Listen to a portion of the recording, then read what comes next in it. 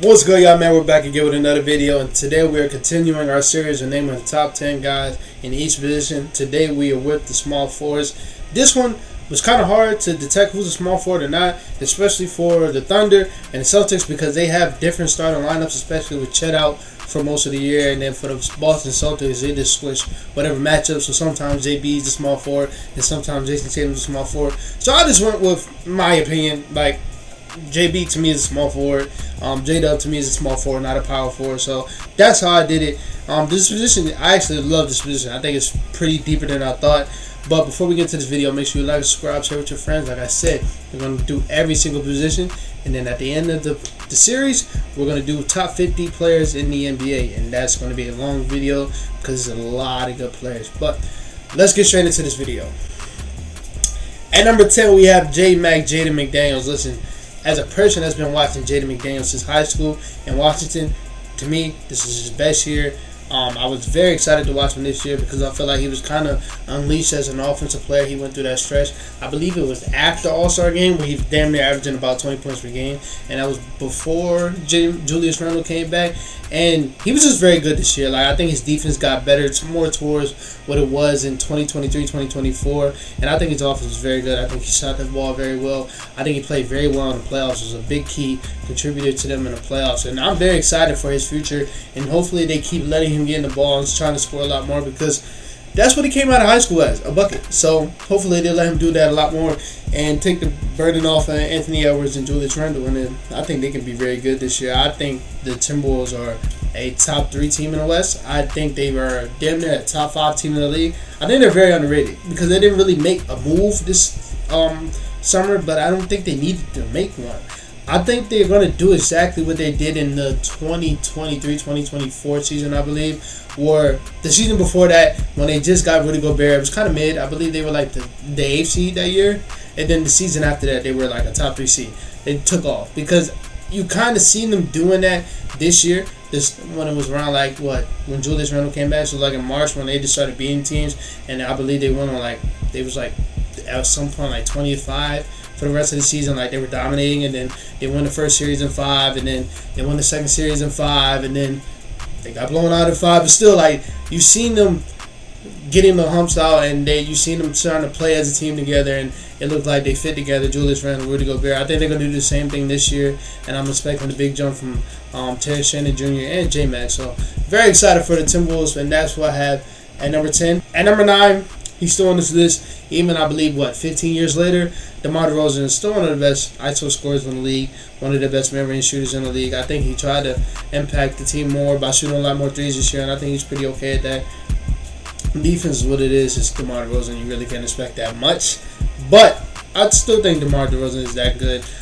Same thing with Zach LaVine. I hope both of them find a new team because they're still very good players. It's just hard for me to put them high when they're playing on the Kings and the Bulls. Like, you literally went to the same team twice and did the same shit. Like, it's hard. Sometimes I don't even watch the Kings because it's not fun no more. But DeMar DeRozan is still very, very good, and hopefully he can find his new team. Now at number 8, listen, this is a new name.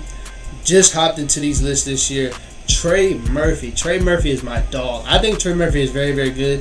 I think he's very, very underrated. I think in past years people kind of underrated him, and I think that was because they seen the potential was crazy. And it still is crazy, but they probably thought he was there at that point, and he wasn't. This year, to me, I think he was very underrated. I think he played by himself a lot of part of this year, and that's not really why the production went. I mean, that is why the production went up, but I don't view it as like an anti-stats type of thing. Like, I really do think he grew his game a lot. I think he was a very good ball handler for a person that was struggled at that for his first couple of years. His passing was very good. His playmaking was pretty underrated, and his shot creation is very good. He's always going to be one of the best shooters in the league, one of the best athletes in the league. He showed that too. Defense is still something that you're wishing that he can go back to his first year where he was as a defender, but I don't know. I think he's a number 2 for this team. I think if they're fully healthy, the Pelicans can be good. Even though they are cursed, they can be good. But I'm very high on Trey Murphy. I think he's very good. And I didn't think he was as good of a passer playmaker like he showed this year. So I have Trey Murphy at number 8. At number 7, my boy is still holding on strong after only playing 20 games this year. Brandon Ingram. Listen, he got hurt pretty badly. I thought the ankle injury was just like a little sprain that was going to take like a month or two. No, he literally broke his ankle, and they literally just came out a couple weeks ago saying that he finally got cleared and the injury happened in like December. He broke his ankle, but before he did, he was, to me, off to an all-star start.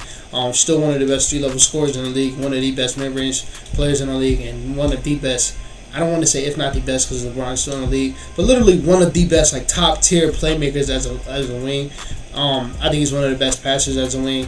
And I'm very excited for him in this new situation with the Toronto Raptors, him being like the kind of number one, but having other playmakers, passers, wings next to him, and that can kind of help him on defense like they did in, 2023, 2024, where the Pelicans were a pretty good defense. I think playing with Scotty Barnes, Ochai Agbaji, Jonathan Mobo, Jakob Poeltl behind you. I think they're going to be a pretty good defense, and I think he's going to be able to contribute to that. And then him just being the all-around guy in offense, I'm pretty high on Brandon Ingram. And I actually do like what they're kind of building over there in Toronto. I just wish they had a point guard.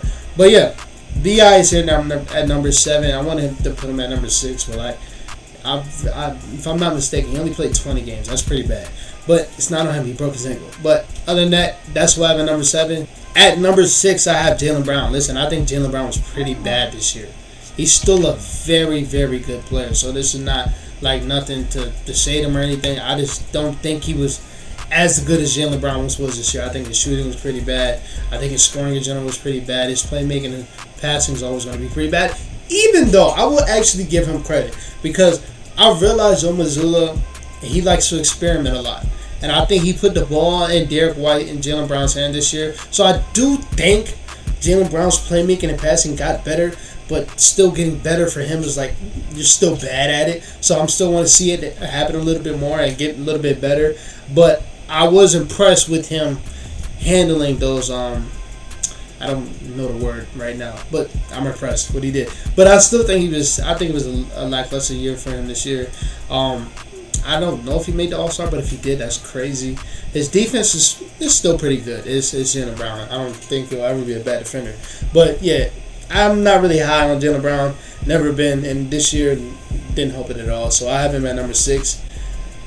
At number 5, listen, this was hard because the guy before him, I feel like he missed a lot of games, and he's getting very old. But I'm going to take the old guy over this guy. But Franz Wagner at number 5. Shout out to him. At some point, he was in the MVP race. Now, it's not really a race because the top 3 kind of separate themselves from everybody every single year.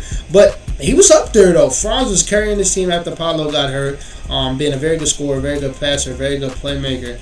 I believe they kind of played him as a point guard when Paolo got hurt, but they do that a lot. I don't like their system over there. I really don't. I don't think Paolo and Franz have the ball as much as they do. But shout out to them for still hooping through it. But yeah, Franz is very good driver, one of the best drivers in the league, one of the best playmaking passing wings in the league. Also a very underrated defender. I wouldn't consider him elite, but I do think he's pretty freaking good. And I'm excited. Hopefully he can get his shot back. Dude came into the league as a good shooter and then got a weird hitch out of nowhere. I don't understand why these teams or even these players keep changing their NBA shots when it works. Like Franz, you were a decent shooter coming out of college. Why do you have a hitch now? I don't know. But Franz is still very good.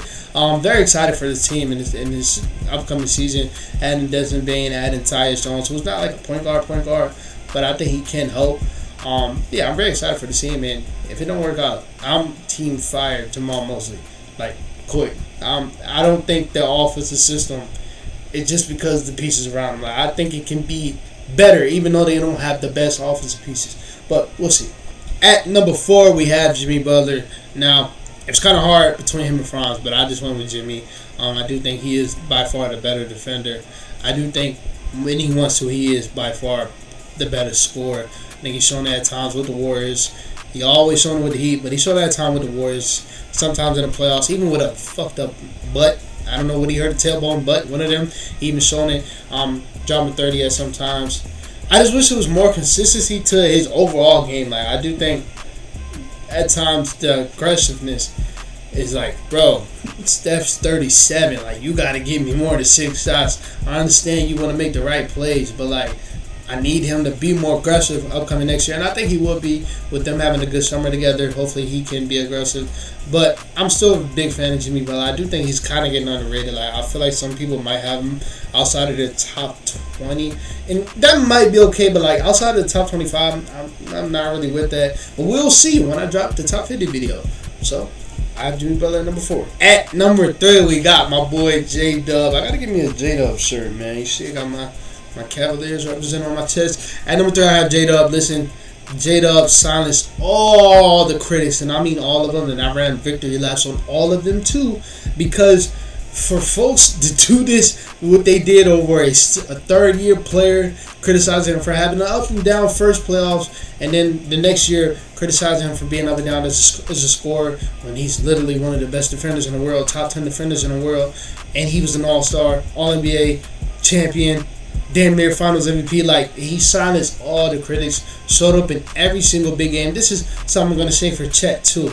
If you watch OKC's run, every game they had to win, every big game, them two showed up, and I feel like that kind of went under the radar. Like, every game they showed up. The game 4 in Timberwolves in Minnesota, they showed up.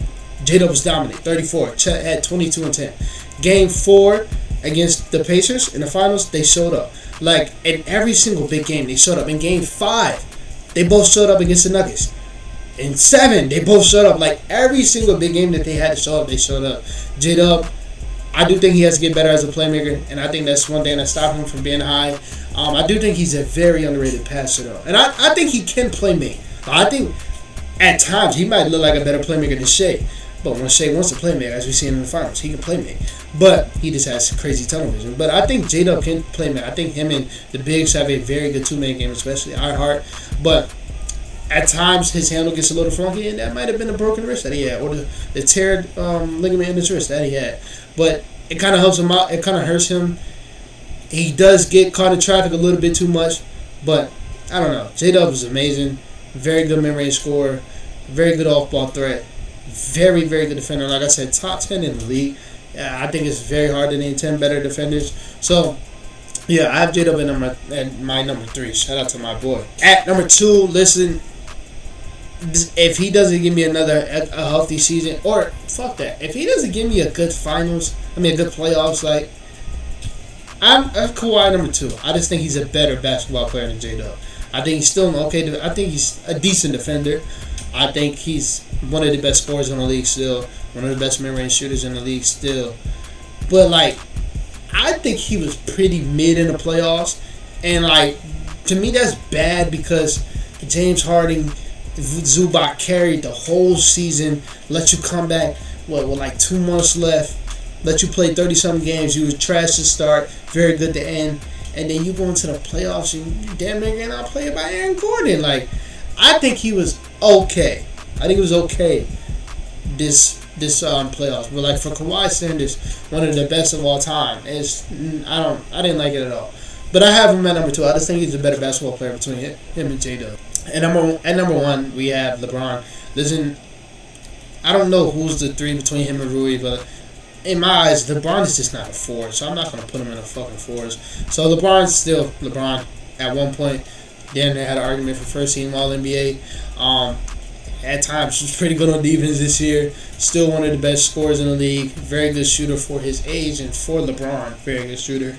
I think he's still very good. I do want to see him on a new team. Not just the little Laker fan in me that can't wait for him to get out of the Lakers organization so we can have him back. But I just want to see him on a new team because I just feel like he deserves it, bro. I do think he needs to go get that ring. And when I had seen the Dallas rumors, I got really excited because that fit. And then I can't think of a perfect person to train and help guide Cooper for like a year or 2.